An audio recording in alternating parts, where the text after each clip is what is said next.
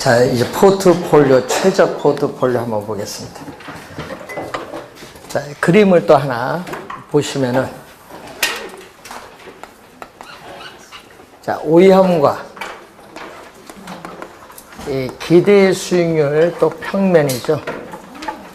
자, 이런 그림에 하나 이제 가는데, 요 밑에 있는 영역이 있습니다. 자, 이 빗금친 부분의 영역은 선택이 가능한 영역, 투자자가. 그럼 또 요 위에 있는 영역은 선택이 불가능한 영역. 자, 예를 들어서, 자, 여기가 5%다. 오이함이 5%인데, 이 5%에서 이렇게 기대 수익률이 이렇게 다른 무수히 많은 포트폴리오를 선택할 수 있어요. 근데 위에는 뭐다? 위에는 선택이 못해요. 되겠죠? 자, 그러면 이 주어진 5% 동일한 위험에서 이 점이 바로 뭐죠? 최고의, 위에는 선택이 안 되니까 이 점이 최고의 기대의 수익률을 나타내는 포트폴리오입니다. 이것을 우리는 전문용어로 뭐라고 하냐면은 효율적 포트폴리오라는 용어를 사용해요. 효율적 포트폴리오. 그러니까 주어진 동일한 위험에서 최고의 기대의 수익률을 나타내는 포트폴리오를 효율적 포트폴리오라고 해요. 그러면은 이 점들, 이 효율적 포트폴리오 점들을 이렇게 연결한 이 곡선을 우리는 전문용어로, 자, 시험 문제는요, 이 용어로 제일 많이 출제해요. 효율적 프론티어. 자, 이 용어로 제일 많이 나오는데, 이 용어를, 프론트를 또 다른 말로 번역을 해서 효율적 투자선이라고도 하고 또는 효율적 전선이라고도 해요. 효율적 전선, 효율적 투자선이라고 하는데, 자, 이것이 바로 뭐죠? 오른쪽 위로 올라가고 있다. 뭐 한다? 우상향하고 있다. 우상향이 뭔지 알죠?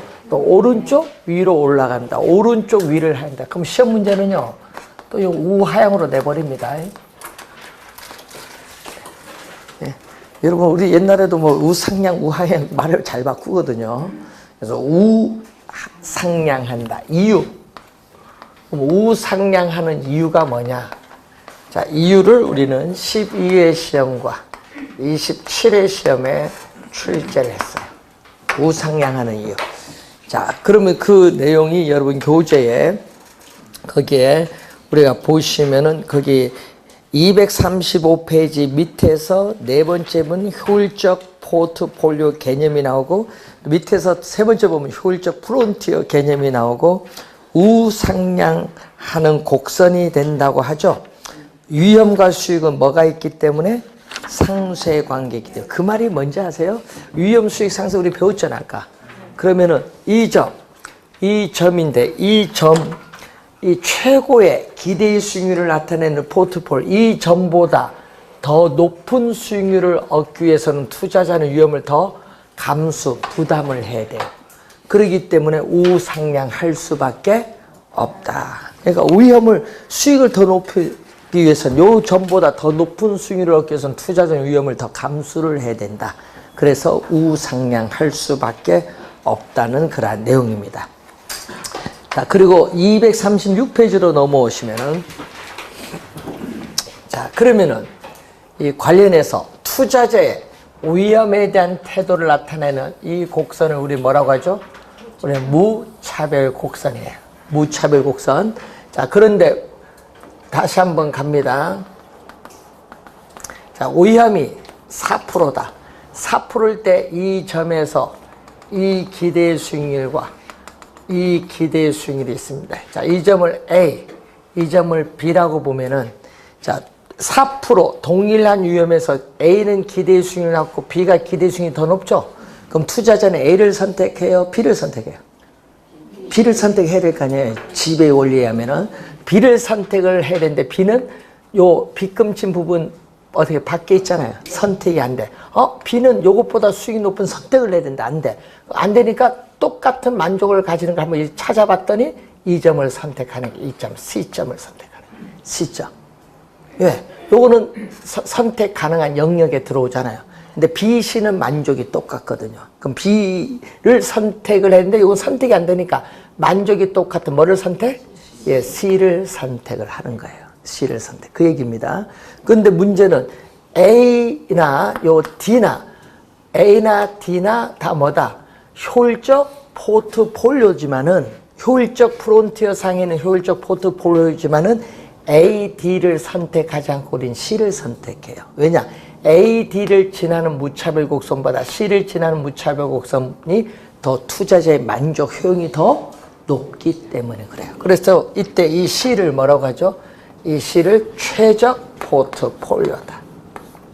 C점을 최적 포트폴리오. 이것도 26회 시험에는 정답으로 물었죠. 이것도 시험에 2번 출제했는데, 자, 최적 포트폴리오. 투자자의 위험에 대한 태도를 나타내는 무차별 곡선과 효율적 프론티어가 뭐 하는 점? 접하는 점. 만나는 점 하면 안 돼요. A, D는 만나는 점입니다. 만나는 점 하셔는 안 되고, 접하는 점. 접점입니다. 접점. 접점에서 최적 포트폴리오가 달성되는데, 무차별 곡선의 기울기가 완만하면 뭐죠? 공격적인 위험 회피형 투자자. 이렇게 무차별 곡선의 기울기가 이렇게 급하면 요거는 누구? 공격적. 요거 우리가 2점이라고 하면은 우리가 보수적인 위험 회피형 투자자의 최적 포트폴리오는 2점. 공격적으로는 무슨 점? C점. 최적이 다르죠? 그래서 한 투자자에게 최적인 포트폴리오는 다른 투자자에게는 이 점이 최적이 아닐 수도 있다. 이것은 뭐가 달라요? 무차별 곡선이 서로 다르기 때문에 그렇다라는 거. 자, 요거 알면 되겠네요. 자, 최적 포트폴리오 개념. 자, 이 기억을 해 두시면 되겠습니다. 자, 236페이지 밑에서 두 번째. 부동산은 위치가 고정되어 있을지라도 부동산의 위치, 유형별, 지역별로 다양하게 포트폴리오를 구성할 수 있다. 자, 237페이지에 자, 부동산을 우리는 취득을 하는데, 취득을 할 때는 부동산을 취득을 하는데 총 투자한 금액을 투입을 해서 취득을 하겠죠. 자, 총 투자한 금액에는 우선 자기 자본, 내 돈도 있지만은 어떻게 부동산은 고가의 상품이기 때문에 남의 돈, 타인 자본을 조달해서 우리는 취득하는 경우가 대부분입니다. 그럼 취득을 하면은 우리는 보유 기간 동안에 뭐를 해야 돼? 운영을 해야겠죠. 이 보유 기간 동안에 운영을 할 때 이 운영, 영업에 따르는 현금 흐름, 운영, 영업에 따르는 이 현금 흐름을 계산하는 과정이 나오는데, 원래 포트폴리오도 한 문제 우선 나옵니다. 근데 이것은 매년 나와요. 자, 여러분 수익을 창출하는 수익성 부동산 많죠? 상가, 오피스텔 많은데 이 수익성 부동산의 수익률을 계산할 때 전 세계 공통적인 수식이야. 전 세계 어느 국가든지. 그러다 보니까 출제위원들은 여기서 매년 출제하는데 중요한 것은 최근에 4년 동안 이론으로 출제했어. 여러분 4년 이전에 계산 문제 출제하다가 여러분 이걸 공부하는데 계산 문제 계속 나오니까 포기를 해버려. 그러니까 쉽게 말로 출제해버리는 거예요. 그래서 여러분 요즘 투자이론은 최근 쉽게 내요. 예, 여러분 포기하는 거 아니까. 자, 그래서 요거 암기하면 하나 맞춥니다. 그래서 꼭 기억을 해 두셔야 됩니다. 자, 단위. 자, 여러분이 토지일 경우에는요, 1제곱미터일 거고, 자, 임대용 우리가 주택일 경우에는 한 호일 수도 있고, 업무용 부동산일 경우에는 한 실일 수도 있어. 하여튼, 이 단위당 예상되는 임대료인데, 시험 문제, 만약에 월 임대료 주어지면은 반드시 뭐를 해줘야 돼? 12개월 곱해줘야 돼. 임대료 계산할 때는 항상 연간입니다. 그래서 이 단위당 예상되는 연간 임대료예요. 임대료에 뭐를 곱해준다? 임대 단위수를 곱해줘. 자, 임대 단위수를 곱해주면은 임대 단위수가 100% 완전히 임대되었을 때 얻을 수 있는 최대한의 임대료 수입을 가능 조소득 또는 우리는 가능 총소득이라고 해요. 여러분 이게 그로스거든요. 우리가 포텐셜은 잠재적이라고도 번역해요. 가능 총소득을 잠재 총소득이라고도 출제하기도 해요. 근데 문제는 이 그로스, 우리 보너스 대 그로스냐 네트냐 얘기 많이 해요. 그로스는 총이고 네트는 순이거든요. 그래서 여기 조를 뭘로 번역한다? 총으로도 해요. 이 조를 우리는 총으로도 출제를 해요. 가능 조소득, 가능 총소득. 같은 말입니다. 그래서 요거는 뭐죠? 최대한의 임대료 수입이다. 임대 단위수를 100% 완전히 임대됐을 때 얻을 수 있는 최대한의 임대료 수입을 뭐라고 한다? 가능 총소득인데 100% 완전히 임대되기가 어려워요. 마이너스는, 여기 플러스는 안 씁니다. 마이너스는 돈 나간 거, 플러스는 돈 들어온 거. 나가는 게 뭐죠? 공실은 돈 안 들어오잖아요. 이건 어떻게 돼? 돈이 나가는 건데, 자, 공실이 생길 수 있어요. 우리나라는 평균 공실률을 약 5%로 보거든요. 시험에 보면 5%로 많이 내요. 그래서 공실이 생길 수 있고, 또 뭐가 있다? 불량 부채가 있어요. 여러분, 불량 부채는 임차인이 임대인에게 임대료를 지불하지 못하는 경우. 그래서 이것은 회수 불가능한 임대료 수입. 여러분, 시험 문제 회수 불가능한 임대료 수입으로 20회 시험과 27회 시험에 이 지문으로 출제했어요. 회수 불가능한 임대료 수입이다. 돈 임차인이 못 주니까 회수 불가능하다. 그런데 또 기타 소득이 있어요. 자, 기타 소득은요, 요거는 영업의 현금 흐름이 아니라 영업 외야. 여러분, 기타 소득은 영업 외. 영업에서 발생하는 것이 아니라 영업 외에서 발생하는 수입. 대표적으로 건물의 주차료 수입. 여러분, 주차료 우리 받잖아요? 이 주차료 수입, 또 자판기 수입, 또 임대 아파트 가면은 또 뭐가 있어? 세탁기, 동전 세탁기 있어. 이런 세탁기, 동전 그 수입 있죠? 이것은 다 영업 외에 발생하는 수입이다. 기타 소득으로 보면은 이제 유효, 요거는 뭐죠? 유효 조소득은 공시를 고려했을 경우에 임대료 수입, 공시를 고려했을 경우에 임대료 수입. 몇 가지 임대료 수입이에요? 임대료 수입이죠? 이제 돈 들어왔어요. 이제 나가는 게 있어. 뭐 비용 나가야지. 비용. 부동산 운영하는 비용이 있잖아요. 비용을 빼지. 요까지는 임대료 수입이야. 임대료 수입에서 비용을 지출해야 돼. 비용이 무슨, 부동산을 운영하고 유지하는 데 드는 비용이 영업 경비잖아요. 그래서 운영하는 데 드는 뭐다? 비용이에요. 영업 경비. 운영하는 데 드는 비용. 여기서 주의를 해야 될 것은 운영 경비를 빼면은 뭐가 나오냐면 순 영업 소득. 순 영업 소득을 줄여서 순수익 또는 순소득이라고 해. 순수익, 순소득인데 우리는 이때 영업경비에는 보유세인 대표적인 재산세, 요거 시험에 많이 내죠. 소득세는 포함되지 않고 뭐는 포함된다? 재산세는 포함이 돼.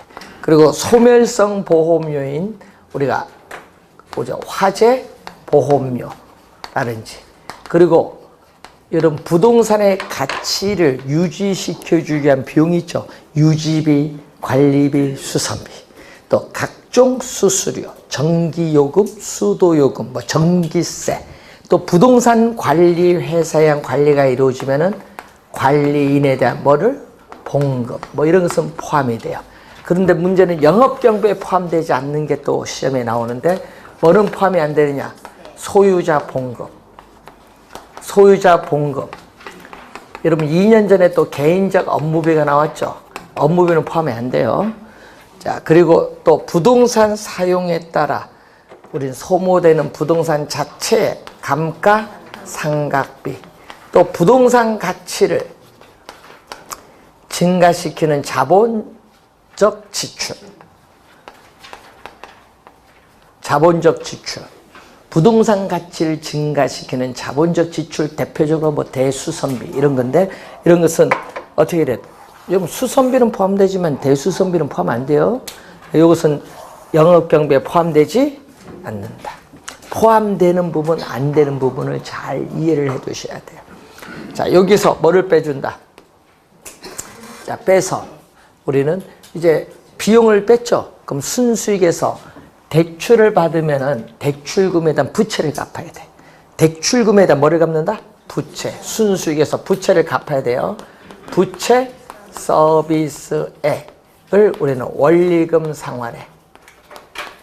자, 원리금 상환액은 원금 상환액에다가 뭐를 대줬죠? 이자를 대줬다. 아직도 요거 모르신 분 많아요. 질문 들어오면 원리금 상환액은 원금 플러스 이자.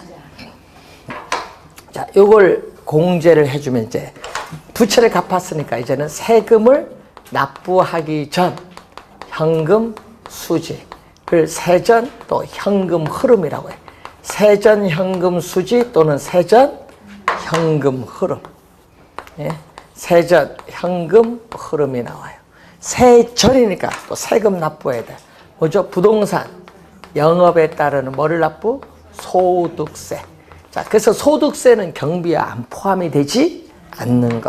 소득세를 납부를 하면은 이제 세금 납부했으니까 세후 현금 수지 또는 세후 현금 흐름이 나오죠.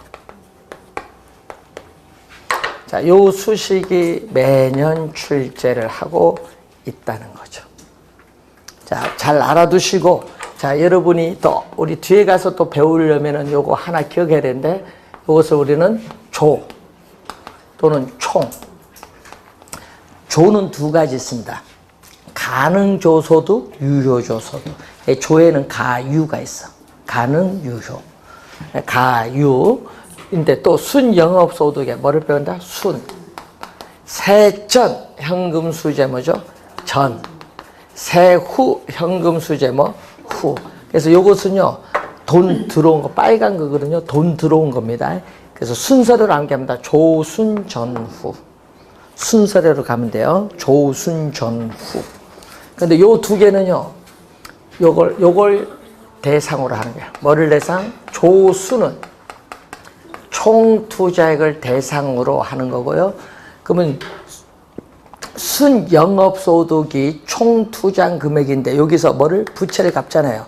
타인 자본에 대한 부채를 갚으니까 전후는 뭐를 대상? 자기 자본. 부채를 갚아버렸으니까. 자기 자본이 뭐죠? 지분 투자액. 그래서 조수는 총 투자액, 전후는 지분 투자액. 이걸 알아두면은 공식 하나가 저절로 암기가 돼요. 나중에. 자, 우선은 기억을 해 두시고, 자, 여러분 교재 이제 넘어가서 240페이지에 지분 복귀액이 나오죠. 자, 여러분 일정 기간 보유하다가 뭐 한다? 처분을 하죠. 처분을 하게 되면은 또 매각. 처분, 이 매각에 따르는 현금 흐름을 또 계산을 해야 돼요. 자, 매각에 따른 현금 흐름을 계산해야 되는데, 처분으로 인한 차익이 있겠죠. 예? 처분으로 인한 차익이 있는데 이 차익이 투자자에게 다시 돌아가는 몫이 있어요. 이걸 지분 복귀액이라고 하는데, 그걸 계산을 하려면은, 지분 복귀액을 계산하려면은 우선 뭐가 나오죠? 우리 처분한다고 예상할 경우에 매도 가격이 있죠. 매도 가격에서 뭐를 빼주냐면은 매도 경비 또는 매도 비용인데, 우리 작년에 또 출제했었죠. 요 매도 비용.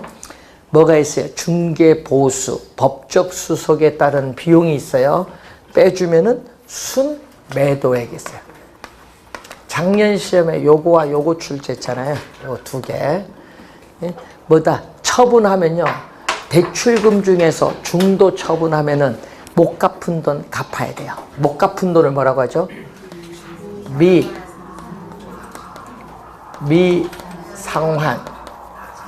미상환 저당 잔금.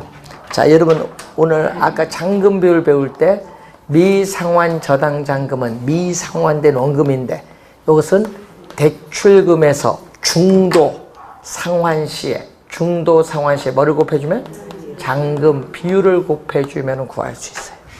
그러면 미상환 저당 잔금 작년에 요 두 개 출제 요 두 개 들어갈 곳 찾는 거. 그럼 요거 빼주면은 세금을 납부하기 전에 투자자에게 돌아가는 목 세전 지분 복계액이 나오는데 이 세전 지분 복계액이 세전 매각에 따르는 현금 흐름. 자, 세전이니까 또 세금 납부해야 돼요.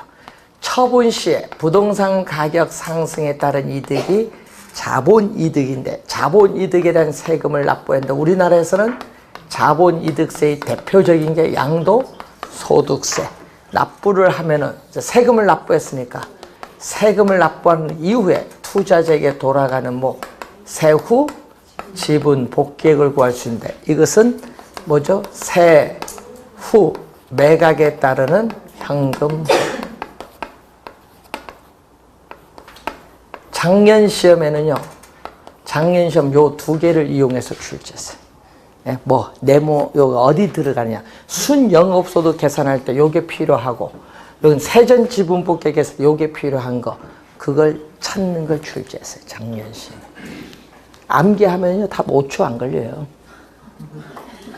암기를 못해서 못 찾아줘야지. 자, 4번 문제로 갑니다. 프린트. 자, 오피스 빌딩의 현금 흐름 분석에 관한 설명 중 틀린 것은 자, 이 얘기죠. 세전 매각 현금 흐름에 미상환 저당 잔금을 다른 말로 미상환 대출 잔액이에요. 미상환 대출 잔액 요거 두 개를 여기다가 요걸 더하면 뭐가 나온다? 순매도액이 나와요. 1번 맞는 질문. 2번 요거죠. 순영업소득은 유효조소득보다 비교했을 때 여기 작아요. 왜? 반드시 비용은 지출해야 되니까. 그러니까 2번 맞고 3번 세전 현금 흐름과 세후 현금 흐름의 차익은 요거 영업소득세. 4번 타인 자금을 동원하지 않는다. 여러분 요게 없어. 타인 자금을 동원하지 않으면 전액 내 돈 갖고 투자했어. 내 돈 갖고 투자하면 부채가 없죠. 여기 제로. 제로면은 두 개가 같아요. 순영업소득과 세전현금 흐름은 같을 수 있다. 맞는 질문. 유효총소득은 가능총소득보다 반드시 작아야 한다가 틀려요. 시험에 반드시 나오면 좀 고민을 좀 하세요. 아니 개론뿐만 아니라 왜냐면 여기 답 될 확률이 95% 이상이야. 지문 나올 때 오지선대에서 반드시 나오면 좀 여기에 답될 가능성이 많다는 걸 항상 염두에 둬야 돼. 자, 여러분 1억이에요. 가능총소득 1억인데 공심의 불량부채 500만 원, 여기 1000만 원씩 있거든요. 1억 500이야. 그래서 유효총소득은 가능총소득보다 작을 수도 있지만은 같을 수도 있고 클 수도 있어요. 그래서 정답은 5번이 정답. 기타 소득이 있기 때문에.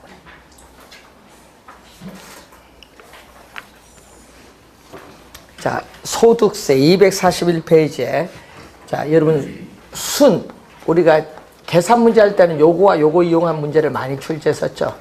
자, 순영업소득에서 자, 임대용 아파트의 주방용 기구를 15년 지나서 교체를 하고자 하는데 그 교체 비용을 만들기 위해서 매년 일정한 금액을 적립을 해요. 이걸 대체 충당금인데 대체 충당금 플러스는요. 그러면 이 플러스는 세금 공제의 대상이 되지 않는다. 자, 세금 공제의 대상이 되지 않는다. 플러스는. 그런데 요 마이너스는 뭐다? 세금 공제의 대상이 돼요. 뭐다? 여기다가 뭐를 빼준다? 우린 대출금에 대해서 이자 비용이 있죠.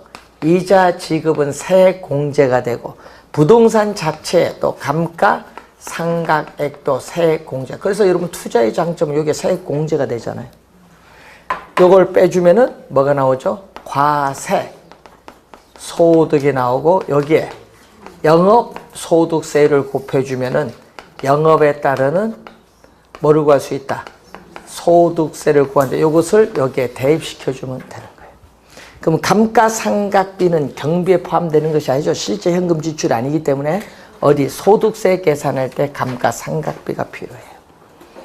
자, 그런데 또 뭐가 있어요? 이번은 순영업소득이 아니라 뭘로 출발한다?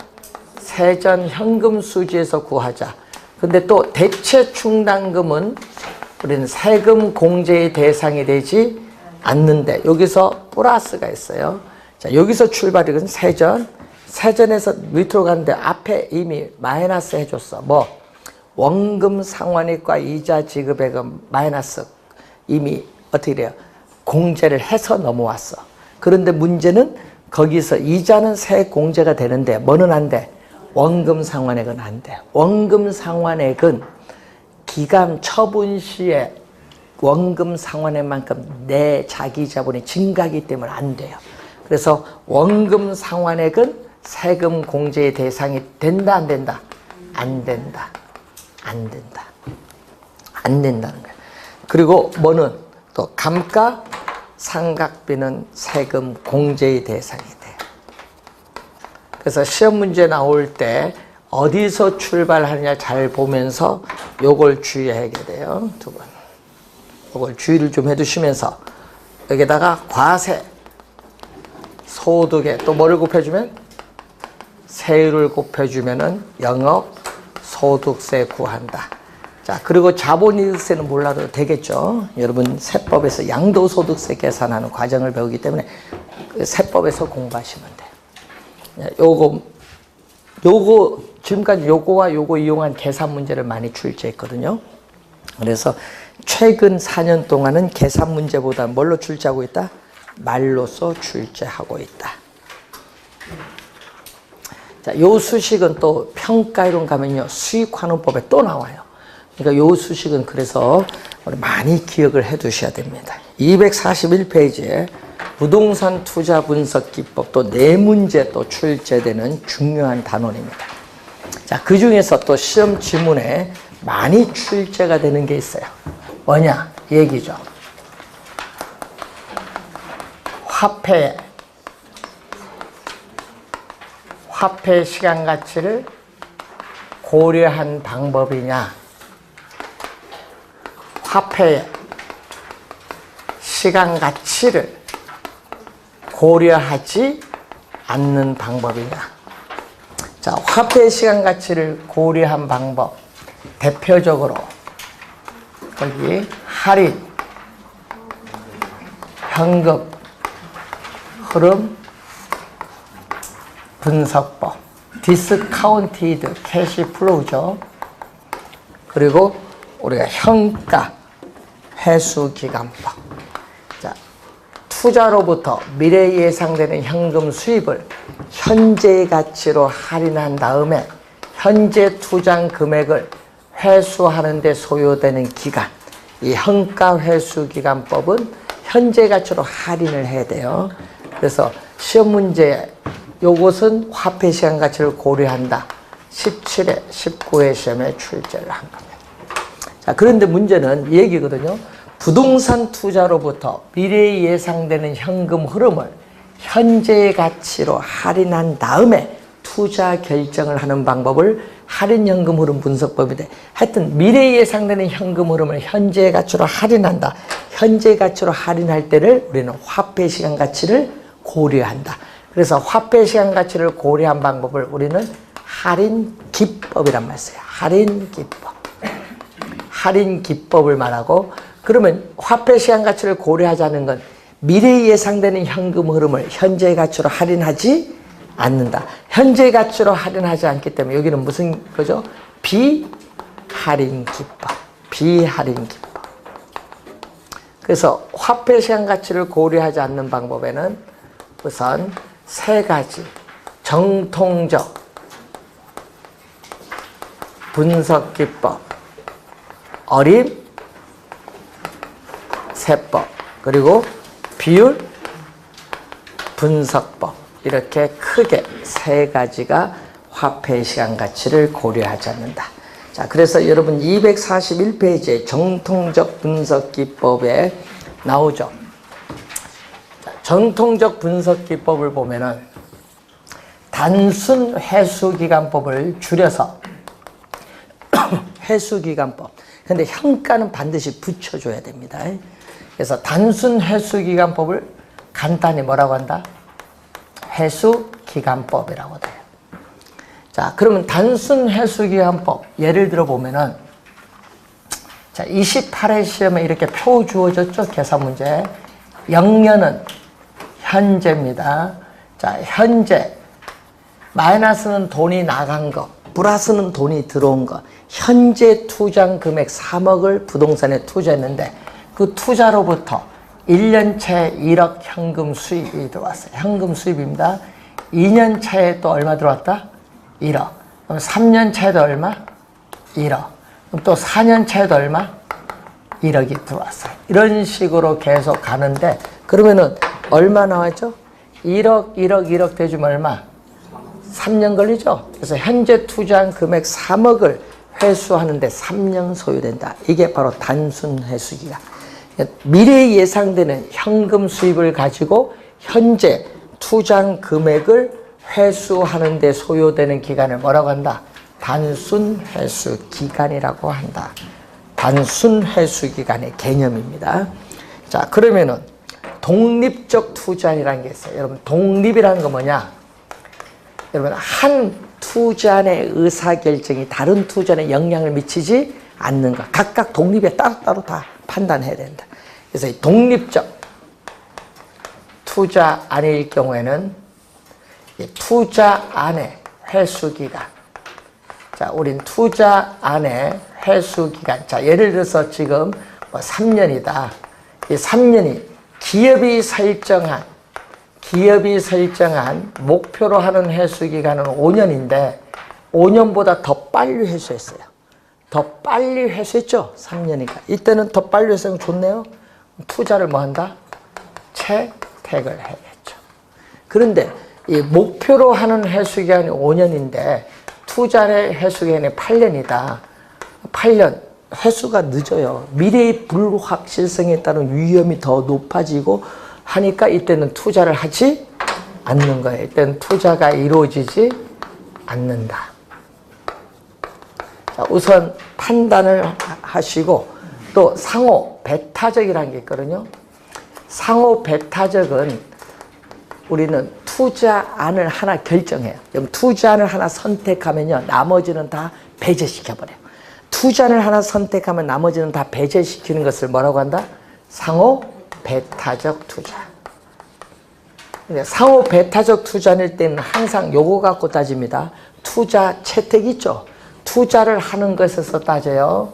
여기서 따지는 거예요. 항상 투자 선택에서 따집니다. 자, 투자 안에 회수기간이 목표로 하는 회수기간보다 뭐한 것 중에서 짧은 것 중에서 뭐를 선택한다? 가장 짧은 투자를 선택한다. 여러분, 28회 시험에는요, 이걸 뭘로 출제한 줄 아세요? 가장 장기로 출제한 거예요. 시험 문제. 가장 장기 투자가 아니라 가장 짧은 단기 투자를 선택해요. 자, 요 표를 이용한 계산 문제도 28회 시험에 출제했어요. 16회도 나오고. 그래서 표 해석하는 거 한번 잘 확인해 보시고, 자, 단순 회수기간법입니다. 자, 그런데 또 뭐가 있냐면은 회계적 이익률법 또는 회계적 수익률법이라고 해요. 회계적 이익률법, 회계적 수익률법인데, 자, 회계장부상에 기입이 되고 있는 수입 비용 있죠? 이것을 가지고 계산을 한 겁니다. 그래서 회계적 이익률의 개념은 또 24회 시험에 또 이 개념을 한번 또 출제를 했어요. 자, 회계적 이익률은 요걸 출제했거든요. 자, 매년 평균적으로 발생하는 순이익, 연평균 순이익이 연평균 투자 금액이 어느 정도 되느냐, 이걸 회계적 이익률인데 이 개념은 24회 시험에 또 출제를 했어요. 이 개념. 연평균 순이익을 연평균 투자액으로 나눈 것을 회계적 이익률이라고 한다. 이렇게 출제를 했고요. 이것이 기업이 설정한 목표로 하는 이익률. 여러분, 기업이 설정한 목표로 하는 이익률이 5%인데 또 5%보다 클 수도 있고 또 뭐 할 수도 있다? 작을 수도 있지. 그럼 목표로 하는 이익률보다 더 크면은 투자를 또 선택을 하고 우리는 이때는 투자를 기각을 하겠죠. 자, 이때는 뭐죠? 우리는 판단할 때 이것은 독립적 투자. 자, 독립적 투자일 때 그렇고 그러면 상호 배타적일 때는 어떻게 돼요? 상호 배타적일 때는 이제 요령이에요. 항상 투자하는 것부터. 투자가 이루어지는 것 중에서 회계적 이익률이 목표로 하는 이익률보다 큰 것 중에서도 회계적 이익률이 가장 큰 것. 회계적 이익률이 가장 큰 투자를 선택한다. 요거 작년 29회 시험에 출제했어요. 네? 회계적 이익률이 가장 큰 걸 선택한다. 뭐일 때는 상호 배타적일 때. 자, 여러분 교재 246페이지로 갑니다. 자, 246페이지 보시면은 어림세법이라는 게 있어요. 자, 어림잡아 얼마 요거거든요. 어림잡아 얼마. 그래서 간단히 실무적으로 분석할 때 우리 사용하는데 요거는 뭐죠? 전체 투자 기간을 따지는 것이 아니라 뭐만 따진다? 첫 해. 전체 투자 기간이 아니라 여러분 부동산을 취득해서 보유 기간 첫 해를 따져. 첫 해에 돈 들어온 것과 돈 나간 게 있죠. 현금 수입과 현금 지출만을 대상으로 한다. 첫 해를 따집니다. 첫 해. 첫 해의 현금 수지만을 대상으로 한다.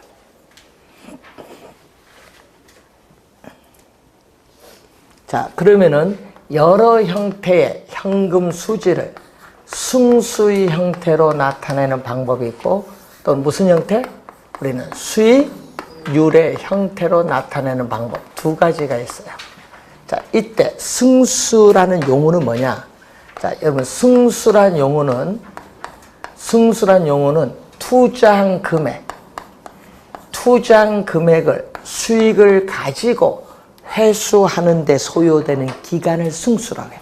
그럼 투자액을 수익을 가지고 회수하는 데 소요되는 기간은 뭘수록 짧을수록 유리해. 짧을수록 유리하다는 것은 승수값은 뭘수록 작을수록 유리하다. 작을수록. 반대로 수익률은 어떻게 돼요? 자, 수익률은 여러분 이거 상식이잖아요. 투자한 금액 대비 수익과의 비율인데 당연히 수익률은 뭘수록 높을수록 유리하지. 수익률은 높을수록 유리한데 요 두 개 곱하면 얼마? 승수와 수익률 두 수식을 곱하면 1. 곱해서 1이면 두 수식 승수와 수익률은 서로 어떤 관계에 있다? 역수 관계에 있다는 것을 우선 또 확인을 한번 해보시면 되겠죠. 자, 그러면은 거기에 승수가 4가지가 나와요. 자, 저 수식에 보니까 영업의 현금 흐름 계산 보니까 거기 뭐가 나오죠? 조 또는 총이라고 하죠.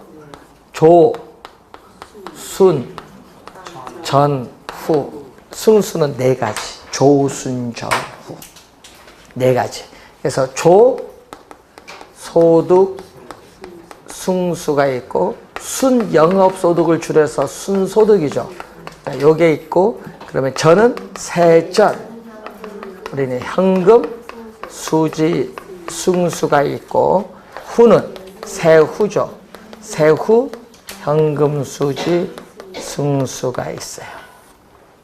이렇게 우리가 주어졌는데 자, 조수는 뭐를 대상? 총, 투자. 여러분 시험에 요거 총을 지분으로 많이 내거든요. 요거는 총 투자한 금액을 대상으로 하고 전후는 지분. 순영업소득에서 세전으로 올 때 부채를 갚으니까 지분을 투자액을 대상. 그래서 그러면 이제 공식은 다 암기가 돼요. 이게 투자액이잖아, 분자. 위 두 개는 총투자이고 밑에는 지분투자액. 그러면은 앞에 있는 거 이제 요것만 따지면 돼. 승수 앞에 있는 게 수익이야. 승수 앞에 있는 게 뭐? 수익. 수익은 다 뭘로 가요? 분모로 가면은 이제 공식이 암기가 됐어요. 예, 승수법 4가지. 자, 총 투자한 금액 10억이야. 자, 총 투자한 금액 10억인데 문제는 총 소득이 2억이다. 그럼 얼마? 총 투자한 금액 10억을 총 소득 2억 가지고 회수하는데 몇 년 소요된다? 5년 소요된다. 이 말을 얘기하는 거고. 그래서 역수는 우리 비율 분석법, 어림세법 다음 단계 비율 분석법에 가면요. 총 자산 회전율이 있어요. 자, 이 수식이 17회 시험도 한 번 나왔고 28회 시험에 한 번 또 냈는데 총자산 회전율은 분모가 뭐죠? 투자된 총 자산이 바로 뭐다? 총 투자한 금액에 대해서 뭐의 비율? 총 소득인데 시험에는 뭘로 출제 많이 한다? 순영업 소득으로 출제를 많이 합니다. 순영업 소득이 아니라 뭐다? 총소득. 그래서 여러분이 총투자한 금액은 부동산 가격이에요. 총투자한 금액은 부동산 가격. 자, 요거 역수관계. 또 요거는 뭐죠? 총투자한 10억을 얼마? 총소득에서 비용 지출하죠. 영업경비 지출한 순영업소득은 1억이다. 그러면 총투자한 금액 10억을 순영업소득 1억 가지고 회수하는데 몇 년? 10년 소요되죠. 그래서 순소득 승수를 우리를 뭐라고 하냐? 자본회수기간이라고 해. 총투자한 금액을 순영업소득, 순수익 가지고 회수하는 데 소요되는 기간이기 때문에 자본회수기간이라고 하고, 역수는 종합환원율이라고 해. 역수는 종합환원율 또는 종합자본환원율인데 시험 문제는 이걸로 내면 좀 어려워요. 뭘로 출제를 또 많이 하냐? 최근에 보면 자본환원율로 많이. 종합환원율을 다른 말로 또 뭘로? 자본환원율로 또 최근에 출제를 많이 해. 자본환원율. 자, 여러분 감정평가 이런 수익환원법 가면 자본환원율 많이 나오거든요, 용어가. 자, 그리고 자, 그럼 어디가 커요? 총 투자한 금액이 10억으로 동일할 경우에는 순소득 승수가 총소득 승수보다 크다. 그러면은 총 투자한 금액에서 대출금 5억을 갚았어요. 대출금 5억을 갚으면 내 돈은 얼마? 5억이다. 자, 순영업소득에서 대출금 5억에 대해서 부채 5천만 원 갚았어요. 그러면은 세전현금 수준 얼마? 5천만 원. 그럼 5억 원을 5천만 원 가지고 회수하는데 몇 년? 10년 소요되죠. 세전에서 소득세 납부를 했어요. 납부했더니 세후 현금 수준 얼마? 2,500이다. 그럼 5억 원을 2,500만 원 가지고 회수하는데 몇 년? 20년 소요된다. 또 어디가 커요? 지분 투자액이 동일할 때는 세후 현금 수지 승수가 세전 현금 수지 승수보다 뭐다? 크다. 요걸 또 확인해 두시고, 역수를 보면은 여기는 뭐다? 지분 또 배당률. 또 용어가 어렵죠? 지분 배당률로 출제를 하면 좋은데, 여러분 시험 문제 어렵게 내겠어. 요거 헷갈리도록. 요거는 지분입니다. 위에는 자본환원율, 밑에는 뭐다? 지분환원율. 다른 말로 세전수익률. 세전수익률. 자, 요 역수는 세후 수익률. 여러분 24회 시험은 이런 것도 냈거든요. 세후 현금 수지 승수의 역수는 세후 수익률이다. 이런 것이 이렇게도 내죠. 역수 관계를 잘 알아두는데 올해 시험은 요 두 개가 중요해요. 올해 시험은 요 두 개가 중요하다. 올해 시험은 자 6번 문제로 갑니다. 프린트. 어림세법에 관한 설명으로 틀린 것은 자 2번이 정답인데 총투자액이 아니라 지분투자액입니다. 자 5번은 요거죠. 5번은 얼마? 조소득 승수가 오고 총소득이 2천만 원이면은 총 투자한 금액 부동산 가치는 2천에 5를 곱하니까 얼마? 1억 원. 총 투자한 금액이 부동산 가치입니다. 자, 그래서 뭐 어려운 건 없고요. 그래서 정답은 우리가 2번이 정답.